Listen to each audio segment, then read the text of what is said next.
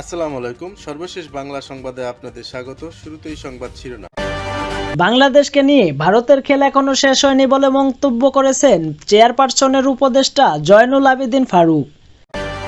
ছাত্র আন্দোলনে ১৫৮১ জন নিহতের তথ্য জানালো স্বাস্থ্য উপকমিটি।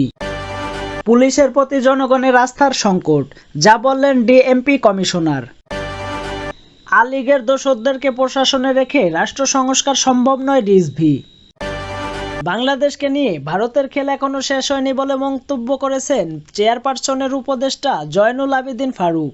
বাংলাদেশকে নিয়ে নতুন ষড়যন্ত্র শুরু হয়েছে দাবি করে তিনি বলেন, আওয়ামী লীগের জন্য বিগত দিনে আমরা ভারতের বিরুদ্ধে কোনো প্রতিবাদ করতে পারিনি। ফেলানীর লাশ গুলি করে ঝুলিয়ে রেখেছে, আমরা প্রতিবাদ করেও কোনো বিচার পাইনি। শনিবার রাজধানীর পল্টনস্থ ফেনী সমিতির মিলনায়তনে বাংলাদেশ মুসলিম নিকাহ রেজিস্ট্রার সমিতির উদ্যোগে বৈষম্য বিরোধী ছাত্র আন্দোলনে নিহত শহীদদের স্মরণে আলোচনা সভা ও দোয়া মাহফিলে তিনি এসব কথা বলেন। জয়নুল আবেদিন ফারুক বলেন, আমি জোর গলায় বলতে পারি, আওয়ামী লীগ কখনো মুক্তিযুদ্ধের সপক্ষের শক্তি ছিল না। আওয়ামী লীগ কোনোদিনই মুক্তিযুদ্ধের বিচার চায়নি, মুক্তিযুদ্ধের স্বাধীনতাও চায়নি। শেখ মুজিবুর রহমান ইয়াহিয়ার সাথে ভুট্টোর সাথে আলোচনা করে পাকিস্তানের প্রধানমন্ত্রী হতে চেয়েছিলেন। সেই ভারত বাংলাদেশের স্বাধীনতা যুদ্ধে সহযোগিতা করেছে, আমাদেরকে আশ্রয় দিয়েছে বলে পিণ্ডের জিঞ্জিরাত ভেঙে কি দিল্লির জিঞ্জিরাতে আবদ্ধ হওয়ার জন্য। প্রধান উপদেষ্টা ডক্টর মোহাম্মদ ইউনূসকে উদ্দেশ্য করে বিএনপির এই নেতা বলেন, আপনার কাছে আমাদের অনেক প্রত্যাশা পূরণের আগে আমরা জানি আপনাকে সকল জঞ্জালমুক্ত একটি বাংলাদেশ গড়ে তুলতে হবে। জানি সময় লাগবে, সেই সময় বিএনপি আপনাদেরকে দিতে চায়, অবশ্যই দেবে। সেই সময়টুকু কতটুকু হবে সেটি নির্ধারণ করবেন আপনি এবং রাজনৈতিক দলগুলো, যারা হাসিনাকে পদত্যাগ করতে বাধ্য করেছে। বিরোধী দলীয় সাবেক এই চিফ হুইপ বলেন, শেখ হাসিনার প্রেতাত্মারা বিভিন্ন জায়গায় এখনো বসে আছে।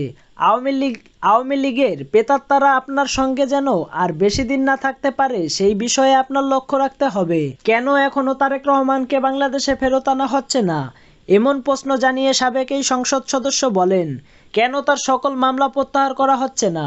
সরকারের উদ্দেশ্যে বলতে চাই, অতি দ্রুত তারেক রহমানের সকল মামলা প্রত্যাহার করে তাকে দেশে ফেরানোর ব্যবস্থা করুন।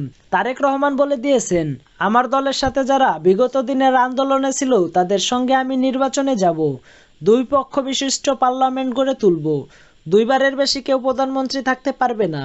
এরকম উজ্জ্বল নক্ষত্র নেতার প্রয়োজন বাংলাদেশে। তাই আমরা মনে করি বাংলাদেশের রাজনীতিতে আপনি অনন্য একটি উদাহরণ সৃষ্টি করবেন। এ সময় আরও উপস্থিত ছিলেন বিএনপির জাতীয় নির্বাহী কমিটির সদস্য হাফেজ মাওলানা শাহ মোহাম্মদ নেজারুল হক, ওলামা দলের আহ্বায়ক মাওলানা কাজী সেলিম রেজা, সিনিয়র যুগ্ম আহ্বায়ক মাওলানা আলমগীর হোসেন। ছাত্র আন্দোলনে ১৫৮১ জন নিহতের তথ্য জানালো স্বাস্থ্য উপকমিটি।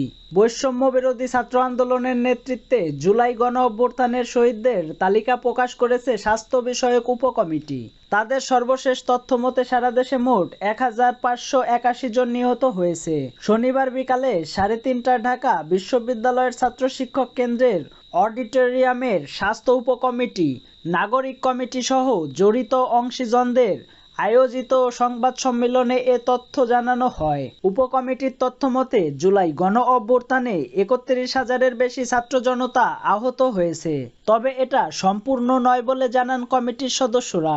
অনেক আহতের তথ্য একাধিকবার এসেছে এবং অনেকের নাম এখনো এই তালিকায় যুক্ত হয়নি বলেও জানিয়েছেন তারা। স্বাস্থ্য বিষয়ক উপকমিটির সদস্য সচিব তারেক রেজা বলেন, বৈষম্য বিরোধী আন্দোলনের পক্ষ থেকে গঠিত স্বাস্থ্য বিষয়ক কেন্দ্রীয় উপকমিটি এবং জাতীয় নাগরিক কমিটির যৌথ প্রচেষ্টায় আমরা সারা দেশে বৈষম্য বিরোধী ছাত্র জনতার আন্দোলনের শহীদ ব্যক্তিদের একটি প্রাথমিক তালিকা প্রণয়ন করে সক্ষম হয়েছি।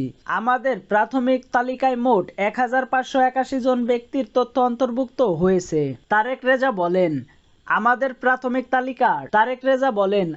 প্রাথমিক তালিকাটির তথ্য যাচাই বাছাই করার জন্য প্রতিটি জেলায় জেলা প্রশাসকের নেতৃত্বে গঠিত কমিটির কাছে প্রেরণ করা হয়েছে।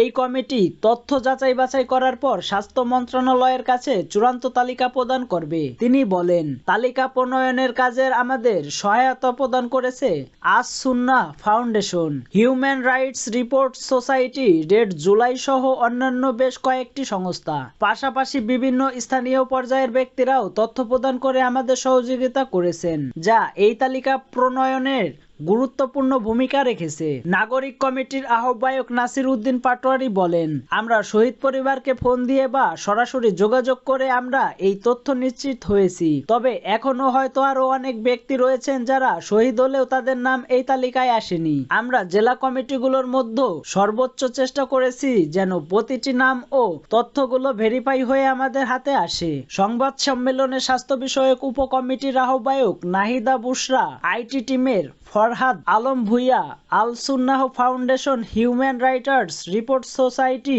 রেড জুলাই এর নেতৃত্ববৃন্দ উপস্থিত ছিলেন। পুলিশের প্রতি জনগণের আস্থার সংকট, যা বললেন ডিএমপি কমিশনার। মুষ্টিমেয় সদস্যদের অপেশাদার কার্যকলাপের কারণে পুরো পুলিশের প্রতি জনগণের আস্থার সংকট তৈরি হয় বলে মন্তব্য করেন Dhaka metropolitan police DMP commissioner Mohammad Moinul Hasan.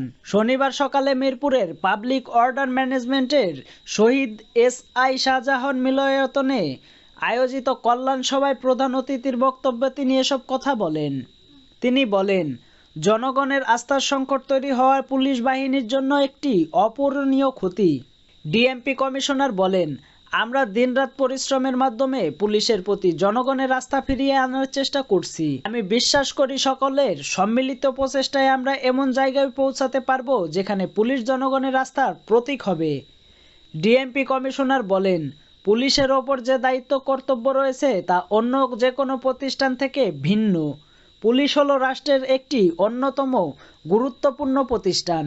আমরা রাষ্ট্রের অভ্যন্তরীণ শান্তি শৃঙ্খলা রক্ষা করে থাকি। আর স্থিতিশীল আইন শৃঙ্খলা পরিস্থিতি একটি দেশের ব্যবসা বাণিজ্য ও সার্বিক উন্নয়নের ব্যবসা বাণিজ্য ও সার্বিক উন্নয়নের পূর্ব শর্ত। কল্যাণ সভায় ঊর্ধ্বতন কর্মকর্তাগণ ফোর্সের উদ্দেশ্যে যে সকল দিক নির্দেশনা প্রদান করেন সেগুলো ধারণ করে প্রত্যেক সদস্যকে তার উপর অর্পিত দায়িত্ব যথাযথভাবে পালনের আহ্বান জানান ডিএমপি কমিশনার। সভায় অতিরিক্ত পুলিশ কমিশনার ফারুক আহমেদ বলেন, আমাদেরকে এমনভাবে কাজ করতে হবে যেন পরিবারের প্রতিটি সদস্য গর্ব করে বলতে পারে যে আমরা পরিবারের একজন পুলিশ সদস্য রয়েছে। আমরা যে পরিবর্তনের কথা বলছি সেখানে সকলের অংশীদারিত্ব থাকতে হবে। তিনি আরও বলেন, যারা যে শাখায় কর্মরত আছেন বা যে দায়িত্বে আছেন তাকে সেই শাখার ফোর্সের কল্যাণের কাজ করতে হবে। কাজের মাধ্যমে নিজেদেরকে প্রমাণ করতে হবে। সবাই ডিএমপির অতিরিক্ত police commissioner crime and operations Mohammad Israil Howlader বলেন, আমরা একটা ট্রানজিশন পিরিয়ড পার হয়ে এসেছি। পরবর্তী পরিস্থিতিতে নিজেকে সর্বদা প্রস্তুত রাখতে হবে। এই পরিবর্তিত পরিস্থিতিতে ডিএমপি কমিশনারের নেতৃত্বে একটি টিম হিসাবে কাজ করে আমাদের প্রতি জনগণের আস্থা ফিরিয়ে আনতে হবে। অতিরিক্ত পুলিশ কমিশনার খন্দকার নাজমুল হাসান কল্যাণ সভায় উপস্থিত পুলিশ সদস্যদের উদ্দেশ্যে বলেন, আমরা সবাই অধিকার সচেতন। নিজেদের অধিকার সম্পর্কে সচেতনতার পাশাপাশি নিজেদের দায়িত্ব সম্পর্কেও সচেতন হতে হবে। দায়িত্ব পালনকালে সাধারণ জনগণের সঙ্গে ভালো আচরণ করতে হবে এবং নিজেদের মধ্যে শৃঙ্খলা বজায় রাখতে হবে। রাস্তায় যানবাহন নিয়ন্ত্রণ, ট্রাফিক পুলিশের সঙ্গে যৌথভাবে কাজ করতে হবে। অতিরিক্ত পুলিশ কমিশনার হাসান মোহাম্মদ শওকত আলী বলেন, আমরা জনগণের প্রতিপক্ষ নই। আমাদেরকে জনগণের জন্যই কাজ করতে হবে। শক্তি প্রয়োগের ক্ষেত্রে অবশ্যই বিধিবিধান মেনে করতে হবে।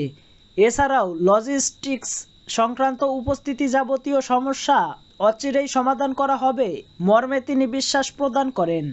আলীগের দোসরদেরকে প্রশাসনে রেখে রাষ্ট্র সংস্কার সম্ভব নয় রিজভী। ছাত্র জনতার আন্দোলনে ক্ষমতাচ্যুত আওয়ামী লীগ সরকারের দোসরদের প্রশাসনে রেখে রাষ্ট্র সংস্কার সম্ভব নয় বলে মন্তব্য করেছেন বিএনপির জ্যেষ্ঠ যুগ্ম মহাসচিব রুহুল কবির রিজভী।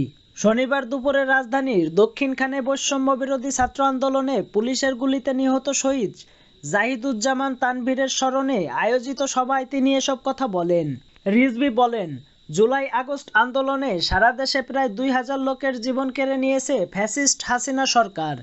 সেই আওয়ামী লীগের দোসররা এখনও প্রশাসনে রয়েছে।